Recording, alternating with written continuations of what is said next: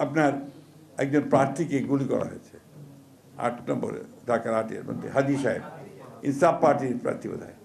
আমি তীব্র নিন্দা জানাচ্ছি এবং আমি একটা অশনি সংকেত দেখতে পাচ্ছি যে নির্বাচনকে বানচাল করার জন্য সেই শক্তি আবার চক্রান্ত শুরু করেছে।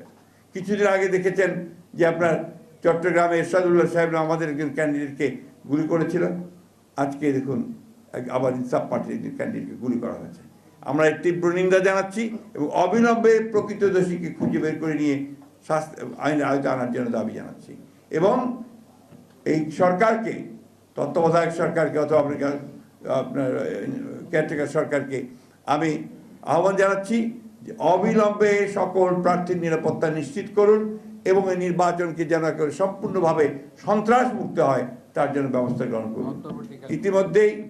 ইতিমধ্যেই আপনার আমাদের পার্টির চেয়ারপারসন অ্যাক্টিং চেয়ারম্যান তিনি আগামীকাল এই ঘটনার প্রতিবাদে সারা দেশে বিক্ষোভের আহ্বান করেছেন। আমরা এটাকে মনে করি যে এটা একটা চক্রান্তের অংশ, এটাকে এখনই বন্ধ করার জন্য প্রয়োজনীয় ব্যবস্থা গ্রহণ করার জন্য আহ্বান জানাচ্ছি।